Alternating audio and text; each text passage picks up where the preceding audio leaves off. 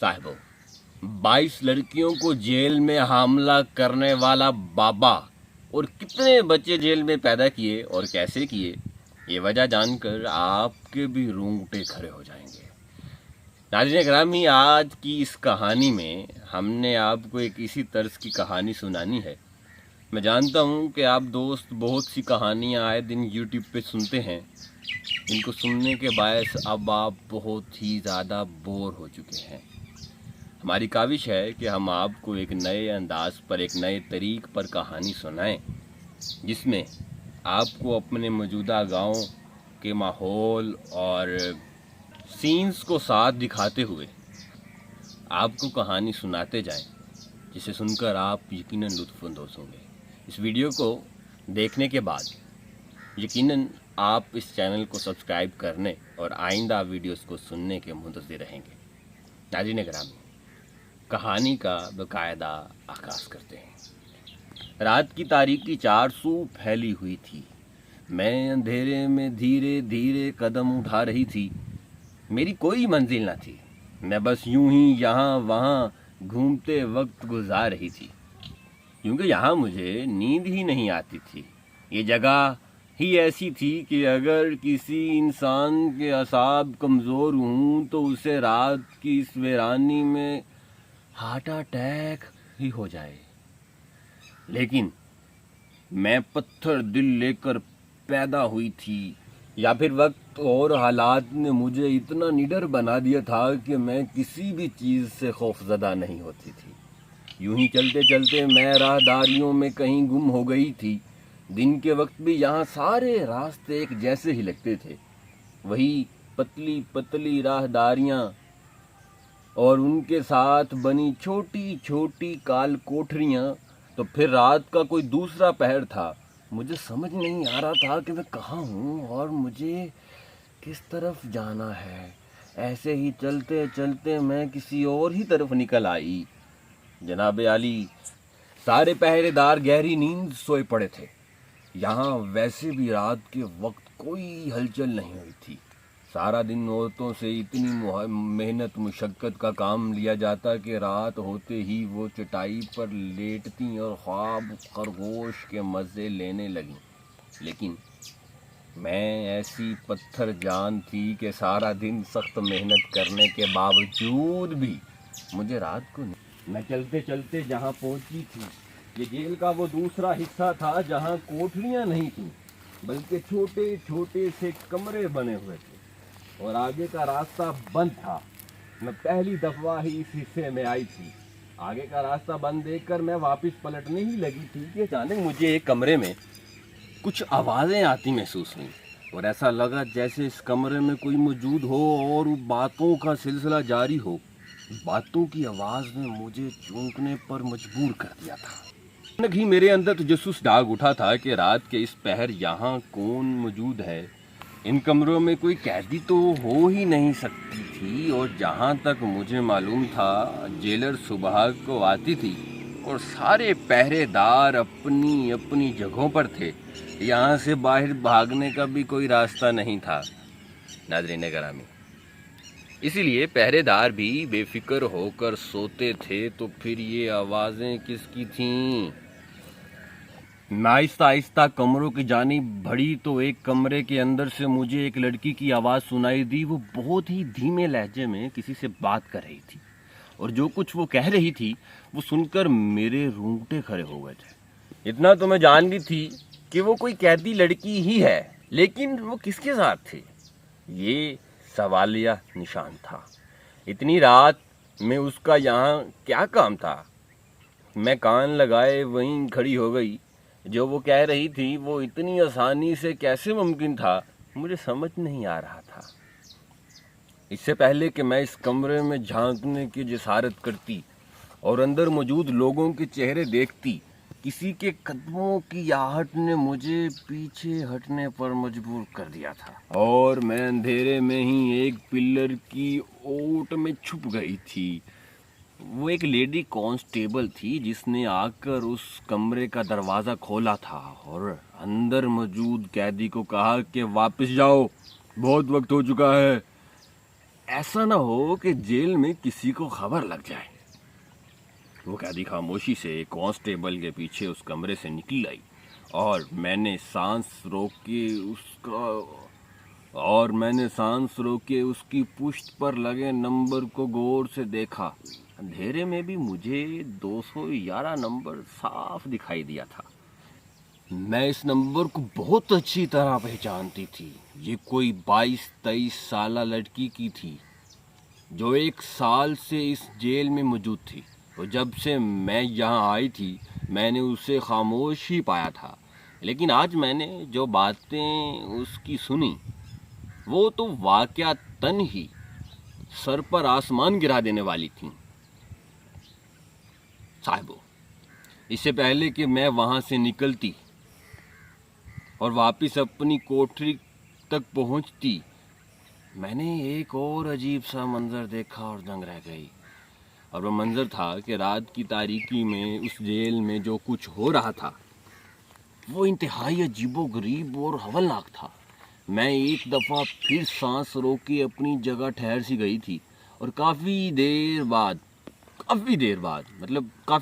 جب سے کچھ ٹھیک نظر آیا تو میں بھی اندھیرے سے وہاں سے نکل کر واپس اپنی کوٹری میں چلی آئی۔ میرے ساتھ والی عورت شمع جاگی ہوئی تھی۔ مجھے دیکھ کر غصے سے کہنے لگی، فڑا، تجھے سکون نہیں آتا؟ آدھی رات کو اٹھ کر جیل میں گھومتی رہتی ہو۔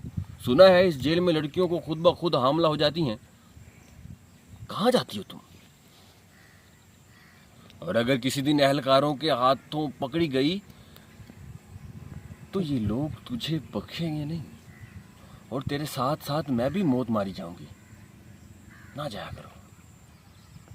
دبی آواز میں وہ غصہ کرتی مجھے گھور رہی تھی، اور حاملہ والی بات پر میری سی ہنسی چھوٹ گئی۔ میں کیا یہ کنجوس آ گیا؟ بڑی مشکل سے میں نے اپنی ہنسی کی آواز کو قابو میں کیا تھا۔ میری ہنسی پوری ہوئی تو میں نے بڑی سنجیدگی سے پوچھا کہ یہ کیسا عصیب ہے جو قیدی لڑکیوں کو حاملہ کر رہا ہے، اور تم جیل میں رہتی ہو اور موت سے ڈرتی ہو؟ تمہیں تو سیدھے سزائے موت ہونی چاہیے تھی۔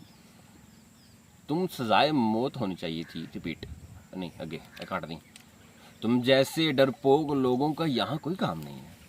میری بات سنتے ہی اس عورت نے اپنے کانوں کو ہاتھ لگایا اور کہنے لگی، مجھے تو تم کوئی نفس آتی لڑکی لگتی ہو۔ تم سے بات کرنا ہی بیکار ہے۔ سب آدھی رات کو آرام کرتے ہیں اور تم یہاں وہاں ایسے گھومتی رہتی ہو جیسے کوئی شاہی محل ہو۔ اگر کسی دن حاملہ ہو گئی نا، پچھتانا پڑے گا۔ وہ منہ میں بک بک کرتی دوبارہ وہ سونے لیٹ گئی تھی، اور میں کچھ دیر پہلے کے منظر کو سوچ رہی تھی۔ جو کچھ میں دیکھ کر آئی تھی وہ سب کیا تھا، اور جیل کی 4 دیواری میں کیسے ہو رہا تھا؟ کیا وہ 22 لڑکیاں جن کے حاملہ ہونے کا ذکر میں اکثر جیل کی اس 4 دیواری میں سنا کرتی تھی، ان کا تعلق انہی کمرے سے تھا؟ میں آسیب وغیرہ پر تو یقین نہیں رکھتی تھی، لیکن جو کچھ میں دیکھ کر آئی تھی اس نے مجھے بہت کچھ سوچنے پر مجبور کر دیا تھا۔ انہی سوچوں میں گم مجھے رات کے کسی پہر نیند لگ گئی، اور جب صبح میری آنکھ کھلی تو خود بخود ہی میری نظریں قیدی نمبر 211 کی تلاش میں یہاں وہاں بھٹکنے لگیں۔ صاحبو، میں اپنا کام کاج چھوڑ کر اس کے پاس گئی اور اس کے سر پر کھڑی ہو گئی۔ اس نے نظر اٹھا کر سوالیہ انداز میں میری طرف دیکھا تو میں نے مسکرا کر دوستی کا ہاتھ آگے بڑھا دیا۔ وہ میری اس حرکت پر ایک دم سے چونک گئی اور غور سے مجھے دیکھنے لگی۔ اس کے چہرے کا رنگ کافی زرد پڑا ہوا تھا۔ وہ ایسا لگ رہا تھا جیسے وہ بہت بیمار ہو، اور میں جانتی تھی کہ اسے کیا بیماری ہے۔ اسی لیے تو میں نے دوستی کا ہاتھ آگے بڑھایا تھا، کیونکہ میں جاننا چاہتی تھی کہ اسے یہ بیماری کیسے ہوئی۔ اس نے میرا ہاتھ تھامنے کی بجائے منہ پھیرا اور اپنے کام میں مشغول ہو گئی۔ وہ بڑی مہارت سے اون سلائیوں سے سویٹر بن رہی تھی۔ اون سے وہ جیسے سویٹر بنتے ہیں۔ اس کے اس انداز نے میرے تن بدن میں آگ لگا دی تھی۔ جتنی سیدھی اور شریف وہ دکھائی دیتی تھی، اس کی حقیقت پچھلی رات ہی کھل کر میرے سامنے آ گئی تھی۔ میں اچھی طرح جان گئی تھی کہ وہ کیا ہے، اور ایسے میں اس کا میرے ساتھ ایسا رویہ اختیار کرنا مجھے بہت ہی برا لگا، لیکن پھر بھی میں اپنے آپ پر قابو پا کر اس کے برابر بیٹھ گئی اور اس سے خود بخود بات چیت کرنا شروع کر دی، کیونکہ اگر مجھے پورے سچ کو جاننا تھا تو اس کے لیے دوستی کرنا بہت ضروری تھا۔ صاحبو، کافی دیر تک میں اس سے بات کرتی رہی، لیکن اس نے میری بات کا کوئی جواب نہ دیا، بس خاموشی سے اپنے کام کاج میں لگی رہی، اور مجبوراً تنگ آ کر میں وہاں سے اٹھ گئی۔ جیل انچارج بھی مجھے ڈھونڈ رہی تھی، کیونکہ میں نے اپنی صفائی کا کام ادھورا چھوڑ دیا تھا۔ مجھے ساری کوٹھریوں کی صفائی کا کام ملا ہوا تھا۔ میں نے اس لڑکی کو اپنی نظروں کے حصار میں رکھتے ہوئے اپنا کام کاج شروع کر دیا۔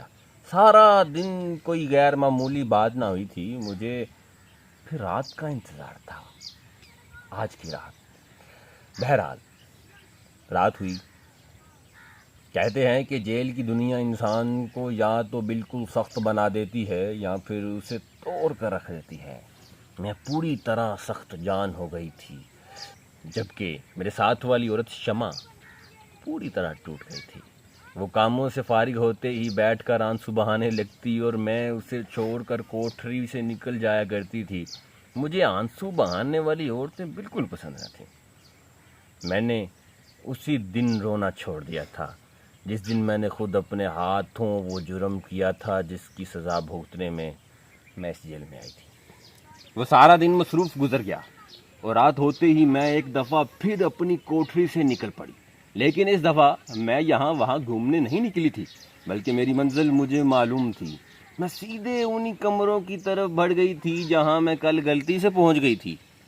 میں دیکھنا چاہتی تھی کہ آج بھی وہاں کوئی موجود ہے یا نہیں، اور وہاں پہنچ کر اندر سے آتی آوازوں نے میرے شک کو یقین میں بدل دیا تھا۔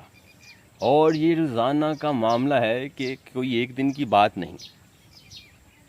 یہ جی میرا دوست ہے، یہ بھی کہانی سننے میں کافی انٹرسٹ لے رہا ہے، کہہ رہا مزہ آ رہا ہے، مجھے بھی سنائیں، مجھے بھی ٹی وی پہ لائیں، تو میں کہانی سنا رہا ہوں، آپ لوگ بھی سنیں۔ آپ لوگ انجوائے کر رہے ہوں گے، لائک کر کے کمنٹ سیکشن میں بتائیں۔ بہرحال کہانی مزید کنٹینیو کرتے ہیں۔ میں کافی دیر سے یوں ہی پلر کی اوٹ میں چھپی رہی، اور پھر جب لیڈی کانسٹیبل واپسی کے لیے قیدی کو بلانے آئی تو یہ دیکھ کر میری آنکھیں پھٹی کی پھٹی رہ گئیں کہ وہ قیدی نمبر 211 نہیں تھی، بلکہ وہ تو کوئی اور ہی تھی۔ اس کے جاتے ہی میں نے پیچھے سے اس کی قمیض دیکھی تو وہاں 107 لکھا ہوا تھا، اور میں اس قیدی کو بہت اچھی طرح پہچانتی تھی کیونکہ میری اس سے کافی دوستی تھی۔ وہ 19 سالہ میوش تھی، یہ بالکل بے قصور تھی اور ایک ناکرد جرم کی سزا کاٹ رہی تھی۔ صاحبو، لیکن مجھے ہرگز بھی اندازہ نہیں تھا کہ آج کی رات یہاں کوئی اور لڑکی آئے گی۔ اس کا یہاں کیا کام تھا اور آج قیدی نمبر 211 کیوں نہیں آئی؟ مجھے کچھ بھی سمجھ نہیں آ رہا تھا۔ اور پھر میں نے وہی منظر دیکھا جو پچھلی رات بھی دیکھا تھا۔ میرے رونگٹے کھڑے ہو گئے تھے۔ جو کچھ بھی تھا وہ اتنا سیدھا سادہ نہیں تھا جتنا دکھائی دے رہا تھا۔ پہلی بار مجھے خوف محسوس ہو رہا تھا کہ شاید میں اس جیل میں محفوظ نہیں ہوں، مگر اب میرے لیے سچائی جاننا زیادہ مشکل نہ تھا، کیونکہ میوش میری دوست تھی اور میری اس سے بآسانی یہ راز جان سکتی تھی۔ میوش میری دوست تھی اور میں اس سے بآسانی یہ راز جان سکتی تھی۔ کافی دیر بعد میں اپنی کوٹری میں پہنچی تو شمع پانی پینے کے لیے اٹھی تو مجھے دیکھ کر کہنے لگی، فراز، تمہیں اپنے مستقبل کا ذرا بھی پرواہ نہیں ہے۔ تم نے اپنے بھائی کو جان سے مار دیا، اس کے قتل کے جرم میں یہاں چلی آئیں، پھر بھی تمہارے چہرے پر اتنا سکون کیسے ہوتا ہے؟ تم کتنے مزے سے یہاں وہاں گھومتی ہو؟ کیا تمہیں احساس ہے تم نے کتنا بڑا گناہ کیا ہے؟ ایک بہن کیسے اپنے بھائی کی جان لے سکتی ہے؟ کبھی سوچا ہے کہ تم ساری زندگی انہی جیل کی سلاخوں کے پیچھے رہ جاؤ گی؟ تم سے تو ملنے کے لیے کوئی ملاقات بھی نہیں آتا۔ تم سے تو ملنے کے لیے کوئی ملاقات بھی نہیں آتا۔ لگتا ہے تمہارے گھر والے بھی تمہیں بھول چکے ہیں۔ میں نے ہمیشہ کی طرح شمع کی اس بات کا کوئی جواب نہ دیا اور خاموشی سے اپنے بستر پر بیٹھ گئی۔ مجھ سے کیا بتاتی کہ میں نے اپنے بھائی کی جان کیوں لی تھی؟ کچھ فیصلے انسان بس کر لیتا ہے اور اسے خود بھی پتہ نہیں چلتا کہ وہ کیا کر گزرا ہے۔ میرے ساتھ بھی ایسا ہی ہوا تھا۔ میں اپنے ماضی کو دہرانا نہیں چاہتی تھی، لیکن جب بھی کوئی میرے گناہ کے بارے میں سوال کرتا تھا تو میرا ماضی خود بخود مجھے یاد آنے لگتا تھا۔ میرے دوستو، وہ ماضی جسے سوچ کر میں دوبارہ انہی لمحوں میں پہنچ جایا کرتی تھی جو میرے لیے بہت تکلیف دہ تھا، میں اسے بار بار سوچنا نہیں چاہتی تھی۔ میں نے بڑی مشکل سے سب کچھ اپنے ذہن سے جھٹکا اور خاموشی سے سونے لیٹ گئی۔ میرے دماغ میں بس وہی بابا سما گیا تھا جسے میں نے گزری 2 راتوں میں اس کمرے سے سب سے آخر میں نکلتے دیکھا تھا۔ وہ کوئی 60-70 سالہ آدمی تھا جس کی بڑی سی سفید داڑھی تھی۔ اس کا جیل میں کیا کام تھا؟ نہ ہی وہ پولیس اہلکار تھا اور نہ ہی قیدی۔ تو پھر وہ کون تھا جو اتنی آسانی سے جیل میں رسائی حاصل کر رہا تھا؟ کانسٹیبل کی زیر نگرانی لڑکیاں رات کو اس کمرے میں جایا کرتی تھیں اور وہاں وہ آدمی پہلے سے ہی موجود ہوتا تھا۔ اتنی بات تو میں سمجھ گئی تھی، لیکن اس کے آگے کیا تھا؟ جو کچھ میں نے سنا تھا اس پر یقین کرنا تو میرے لیے بہت مشکل تھا۔ اگلی صبح میں میوش کے پاس پہنچ گئی اور اسے کونی سے پکڑ کر ایک کونے میں لے گئی۔ میوش گھبرا کر میری طرف دیکھنے لگی۔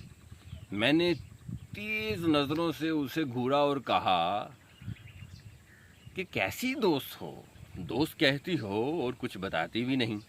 میں نے جان بوجھ کر اس طرح کے لفظوں کا سہارا لیا تھا کہ وہ چونک جائے، اور وہ اپنے مقصد میں کامیاب ہو گئی تھی۔ اس نے چہرے کا رنگ ایک دم ہی بدل گیا تھا اور وہ گڑبڑا کر کہنے لگی، فرح کیسی باتیں کر رہی ہو؟ تم تو میری اکلوتی دوست ہو، میں تم سے کیا چھپاؤں گی؟ زیادہ تو کچھ نہیں، بس تم نے یہی چھپایا ہے کہ تم حاملہ ہو۔ تمہیں کیا لگا تھا مجھے پتہ نہیں چلے گا؟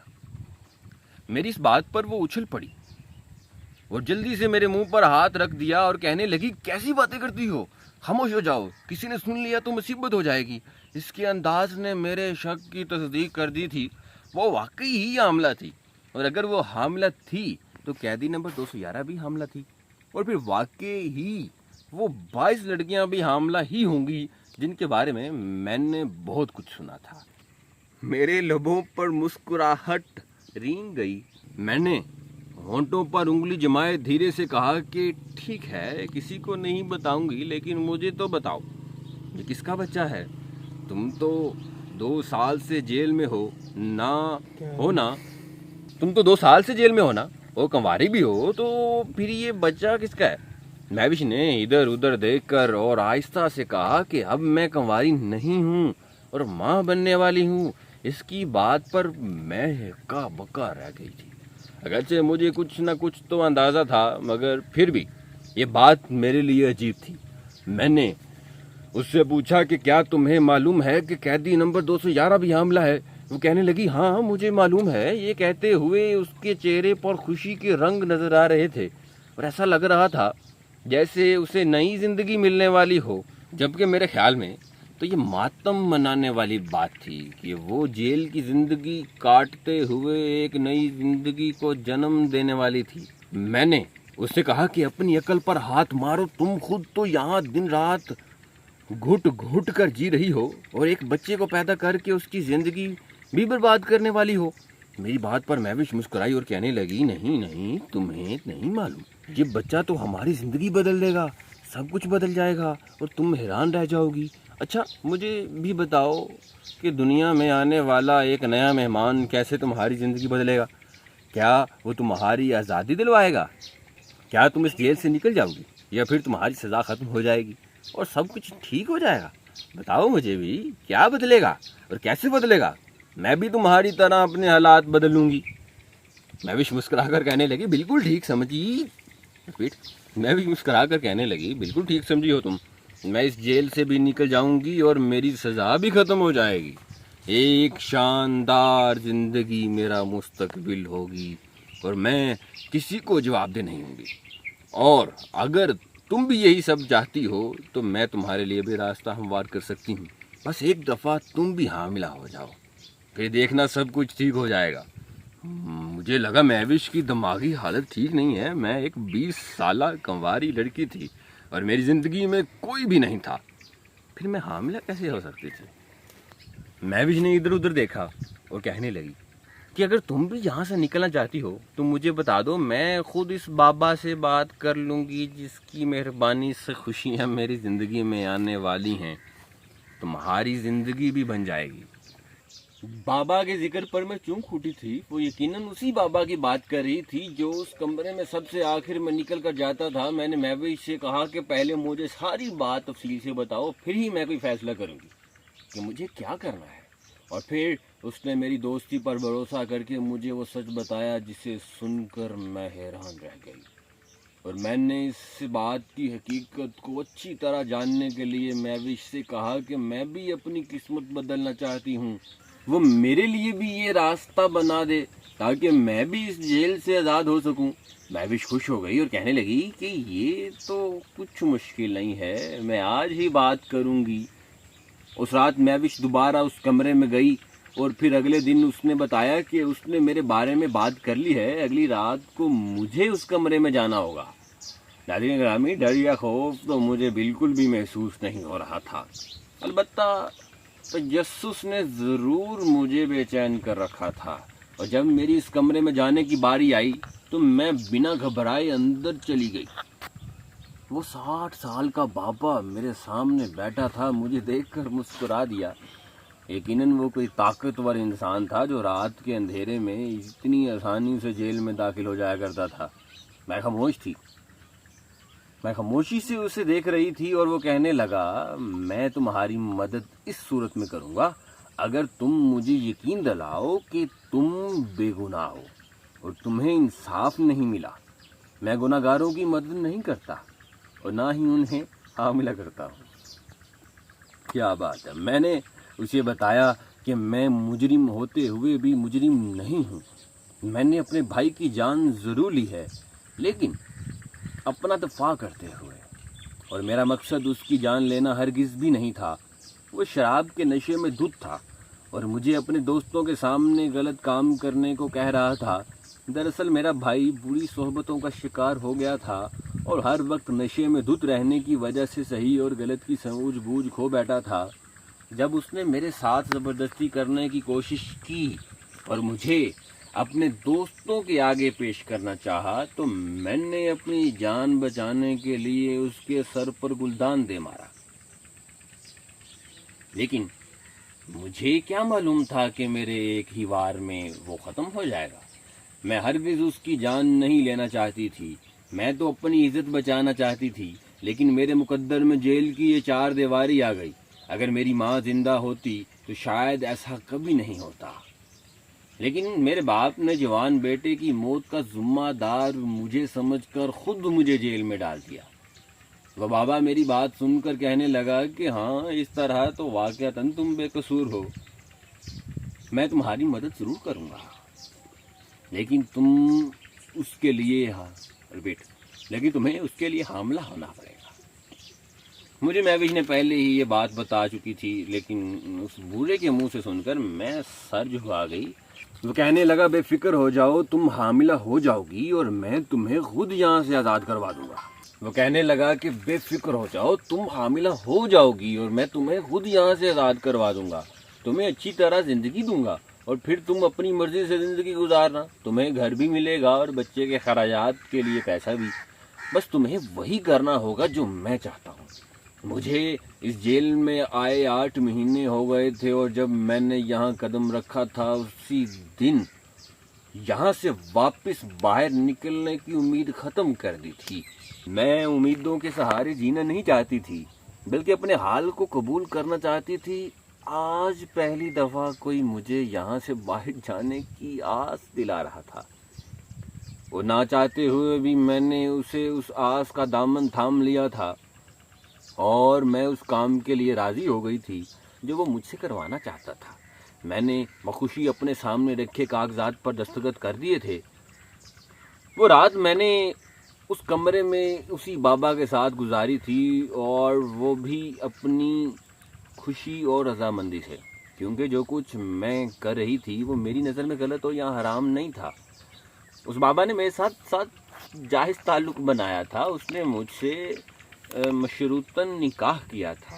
پورے 2 مہینے بعد میں حاملہ ہو چکی تھی، اور اس بابا نے اپنے وعدے کے مطابق بچہ پیدا ہونے سے پہلے نہ صرف مجھے جیل سے آزاد کروایا تھا، بلکہ مجھے ایک چھوٹا سا گھر، زیور اور پیسہ بھی دیا تھا۔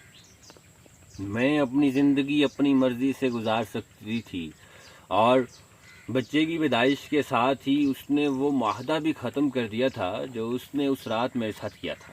وہ معاہدہ دراصل نکاح کا تھا۔ وہ